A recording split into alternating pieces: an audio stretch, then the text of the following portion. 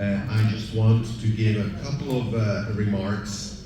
The first is concerning WhatsApp group that you can join if you want. Just take a photo of the QR code and then you can scan it whenever you want. This WhatsApp group is for all attendees, including our online attendees. So the colleagues who are following the live stream may want to make the QR code available more visibly on the live stream rather than skewed from the side as now. Thank you very much. That was my first remark.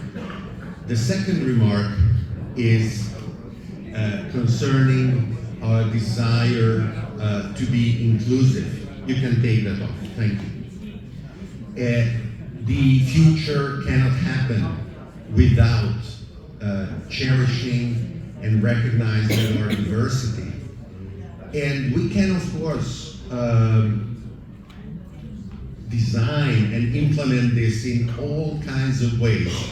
But starting relatively simply, I would like to recognize our female participants and speakers in this. I want to recognize Albina, Elizabeth, Janet, Natasha, Esther, Julia, Diane, Deborah, Yongsu, Annalise, and of course Mihaela. And the reason I'm doing that is because in too many events this is not a given. Thank you. Too many events.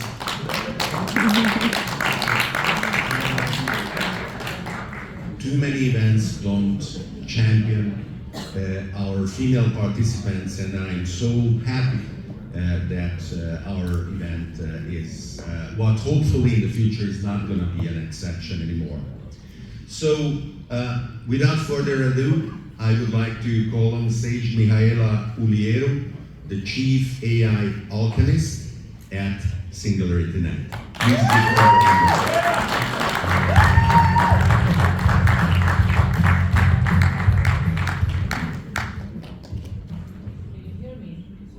Can you hear me? Raise your hand if yes, okay. Ahoy, ahoy, humanity! I come from the future. It was a long way.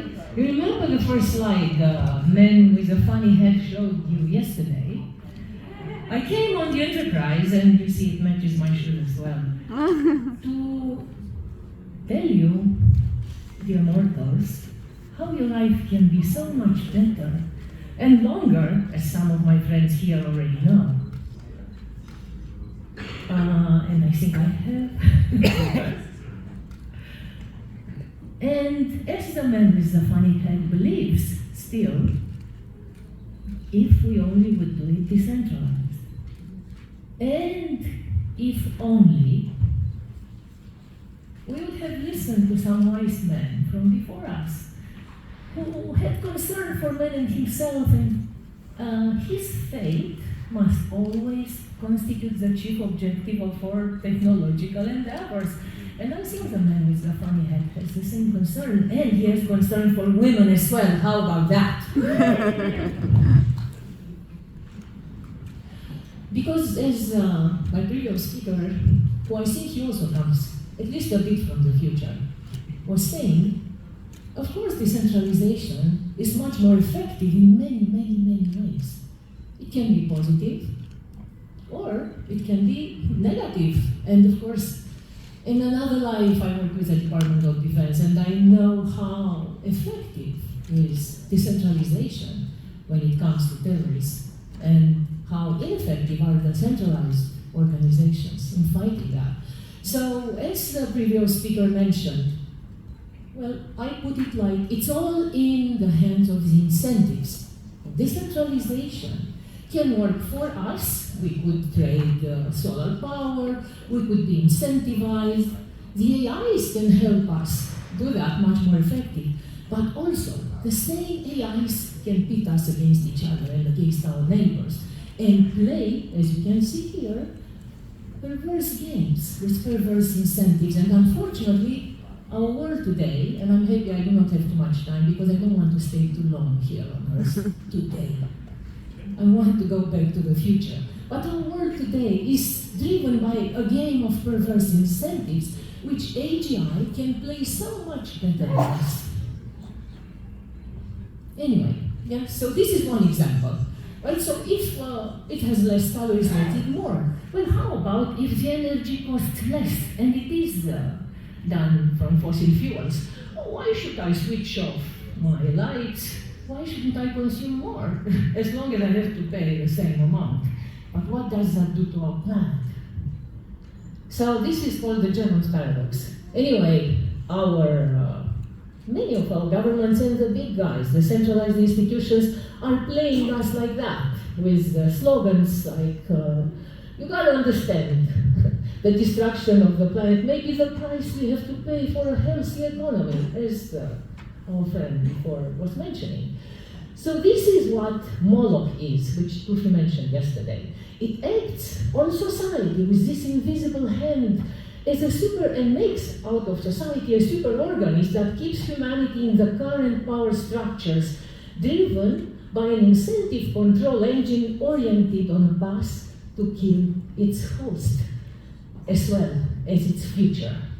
And here are some Moloch incentives, if you do not know them already, yes.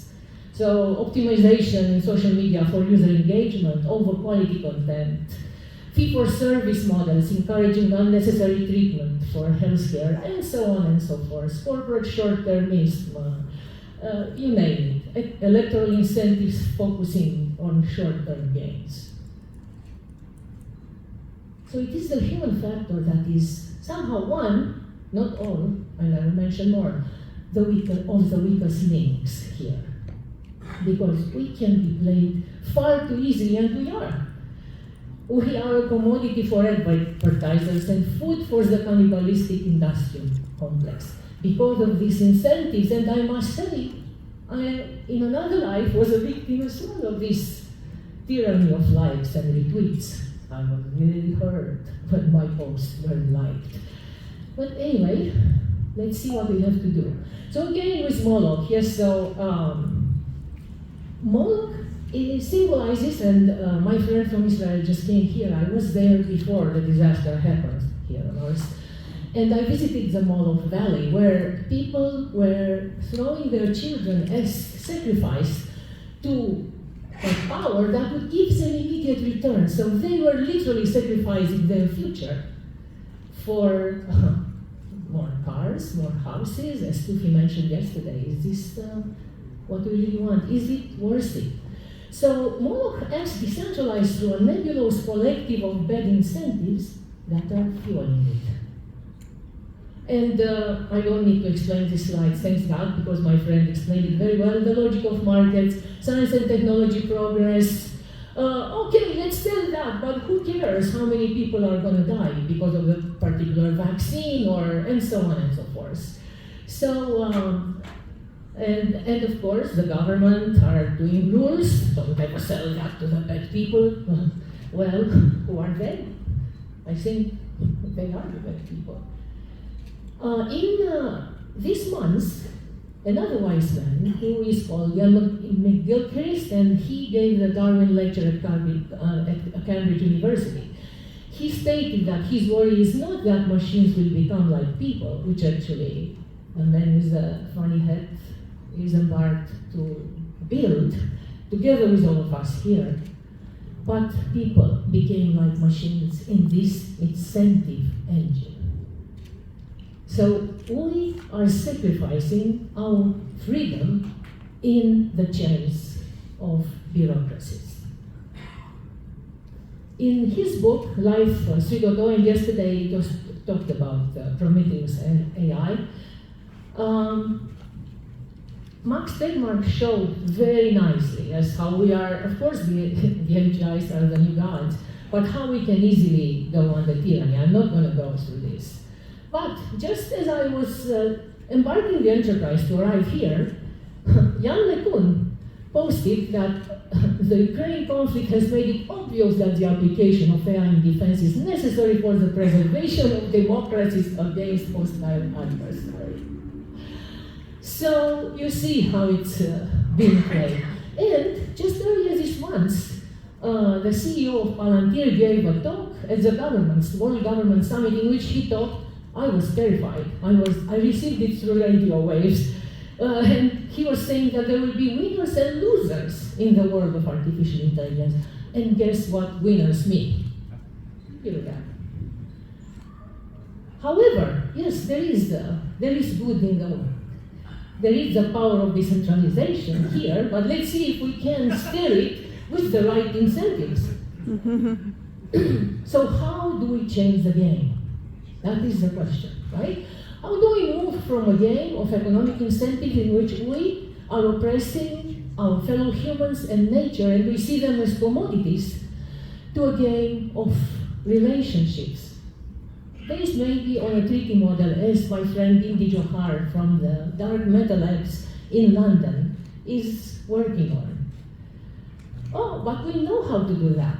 Otto Scharmer from MIT, in his theory yearbook, he showed that we can move from resources as a commodity to ecosystems, from money as speculative, extractive, exclusive to intentional, inclusive, in technology as well, from monopoly power abuse to empowering accountable participation. And here I come to my second weak link.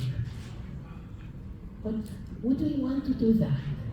You see, the AGI is like the genie getting out of this lamp, and we can ask it anything we want. What would we ask for? Would we ask for more homes, Tufi? For more cars? Would we ask for more power? For the penthouse at the Hilton? Well, or anyone here really looking in their heart would ask for wisdom. Can you raise your hands? Okay. I will see. I'll check with you later. I will return from the future. So it's very important who wishes, right? And of course, some wise men were thinking about this as well. It's a game of the wisdom that we are actually losing against the universe, against nature. So let's see. Who knows what is this? Okay, I'll give you a hint. It's the gate at the Oracle at Delphi. Who knows what is written on it? Tell me. Gnosticism, know yourself. I will buy you whatever you want in terms of drinks. Okay, yes, that's what it is written. So it is ancient wisdom. It's nothing. But do we really know ourselves? Did we really check with our wishes? So again, the wise man which I quoted in the beginning said that the intuitive mind is a sacred gift, and the rational mind is a useful servant. It's very useful. However, we have completely denied the intuitive mind to the service and the servitude of the rational mind. We created a society that honors the servant, and even Gilchrist, which I know many maybe don't like, in his Master and its Emissary masterpiece, he showed that actually, the reductionist thinking is what works against us, and maybe we can tap into the holistic thinking that, the problem is that it is the unseen, those relationships, you cannot see them, but neither could Einstein prove the speed of light.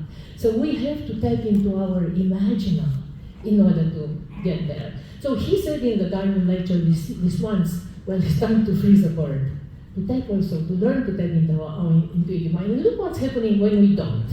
So we only see the map, we don't really see the territory. And all the decisions are coming from that reductionist thing. What's in it for me?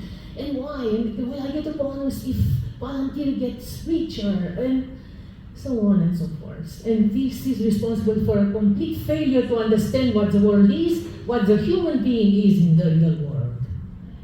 Well, and the power-thirsty bureaucracies are playing on that, with rules that reflect a dysfunctional view of the world. That's the result. I'm living it, or you. I'm going back. So innovation gets caught in the web of rules, mainly nonsensical rules. So let's see how we can freeze this bird. One really weak link. This slide can be summarized as the arms race. This is really a big problem from the situation in which we are finding ourselves now.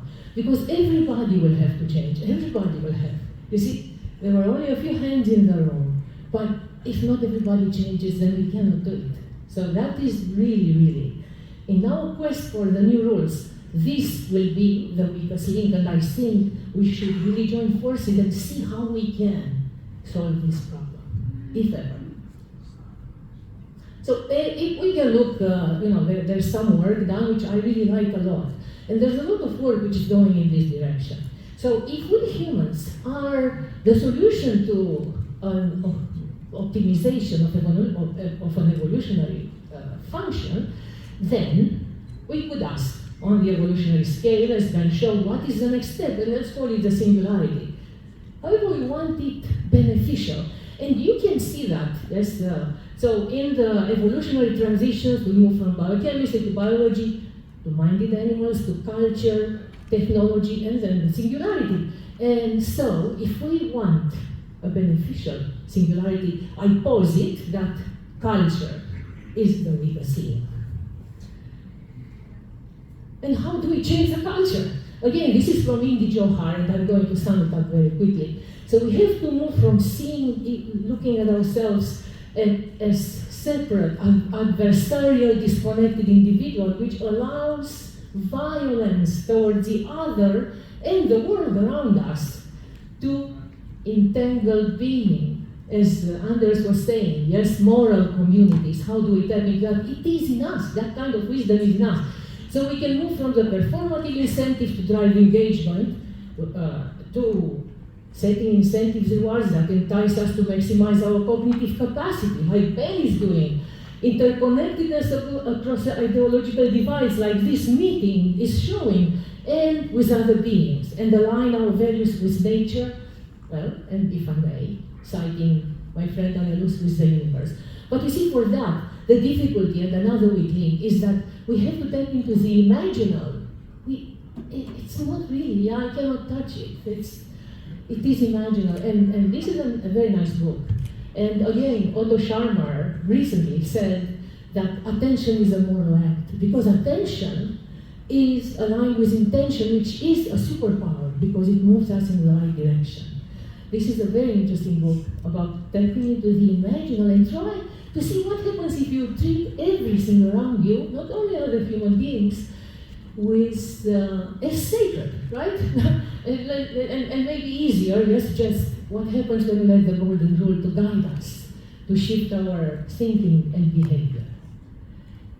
So here is of course, other luminaries have shown this, and John Muir is also one of my heroes. In his essay, Earth, Planet, Universe, he famously said that when we pull on one thing, we find it, and it is connected to everything else, although we don't see that, right? Annelus is going to talk about that, and I'll please join her.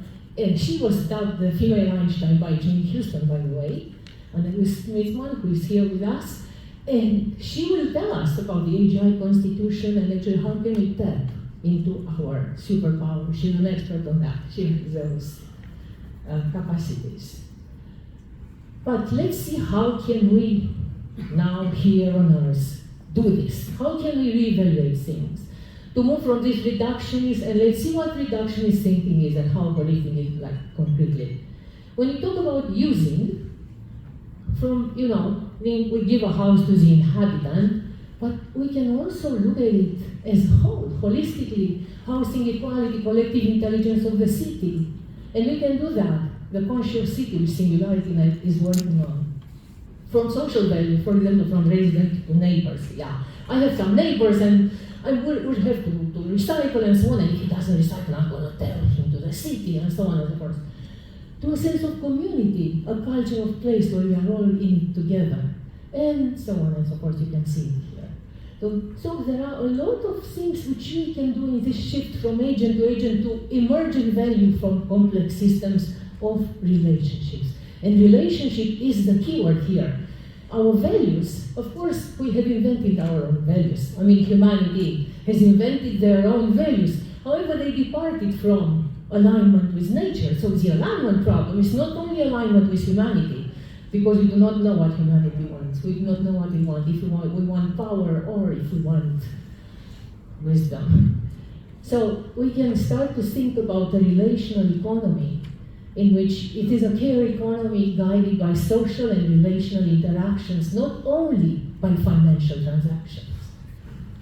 John Doyle, whose work I followed for many years from Caltech, he is seeking the universal laws and architecture and systemic fragilities in biological, medical, neuro, and cyber physical systems. And he is positing, very interesting, because I've seen his work evolving. So initially he was looking at cybersecurity and comparing it with biological networks and tried to develop some, I would call them maybe barriers to attacks. But now he's shifting even higher. He says, he posits scientifically that our values have to mirror the laws of nature and of the universe. And they actually do. If we don't follow those laws, which are complexity, and we continue with this power structure centralized, we're going to fail. This is Yanir Bayam work, which is old work on complexity science. Yes, he was also, I mean, he built his own religion, his institute, but I'm all for that. So just one slide here, just to illustrate that actually we do not need the planning which Anders was talking about, because complex adaptive systems do not need a central controller. Everything can emerge from hierarchical organization.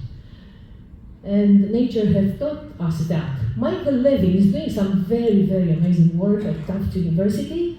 This is a paper called Technological Approach to Mind Everywhere, in which he shows that actually wisdom, I would call it, he calls it biological cognition, is embodied in the evolution itself, and that we can look to build things which have that wisdom in them. But I think first we have to look to exploit, you see, again, I come from Moloch, sorry, I'm going to take some courses when I go back to the enterprise. So we have to learn to use and to tap into that capability, that wisdom, which we are innate with. So how does society driven by wisdom be like? And what are the new rules and incentives? Of course, we all want to know. But okay, who should set the incentives? Do you think governments, or maybe volunteer, or even the collective, driven by the likes and retweets? Do you think they would set the right incentives? I don't know. So here is a call for everyone to tap into their holistic superpower. And the role of decentralization is to engage the collective wisdom, humans and AGIs, to find the incentives for a game that will increase the quality of life on Gaia. Because AGI can help us much more to get the wisdom rules versus the man-made rules in which all the institutions are ruled for the benefit of those who rule them. One more. And of course we have in blockchain, you know, where I come from, time has a different dimension, but okay. I will do my best to actually give the final message. So of course, with global social contracts, with blockchain and technologies, we can stop evil. However, we can do a bit more. So here is an example. Here are some examples of collective flourishing incentives with which I will leave you. For example, in economic systems, we can give credits for volunteering and exchangeable for public benefits. We can reward for quality content versus, you know, another kind of user engagement. And in healthcare, we can reduce the health insurance premiums based on, of course, if people are taking wellness programs and so on and so forth. So here is my last slide, because they are stopping me, and I'm very happy I put it here. I have a lot more to say. Which are the main questions? And actually, this is a call for the unconference. If you want to join me, and I assume Annalise as well in the unconference, I'd like to explore these questions. How do we reconstitute ourselves in harmony with life? Like, for example, establishing a sense of who we are. How do we cultivate wisdom? Because values are universals, and really understand that. derived from the structure of being versus from our rational mind, limited mind. Relationship precedes being. That's another one, and of course I have a lot to say here. What rules and laws make sense and lead to coherence in that new world, aligned with nature and the universe? How do we seduce people to embrace their sacred gift, just like the tweets and retweets and the likes are seducing us into the moral trap? Well, here's consciousness is a property of the cosmos. Try to wrap your head around that. How do we build the capacity to coordinate with fellow gamers, the cultivation of wisdom, to switch them from focusing on having to focusing on being? Again, attention is a moral act. And the last one is, what might a new game where wisdom, increased meaningfulness and coherence with others look like? Where motivation is not in purifying the ocean and air, but stems from a desire to embrace their beauty and sacredness. Play by the principles. And I have some principles, but I think this is what we are here for, to do more.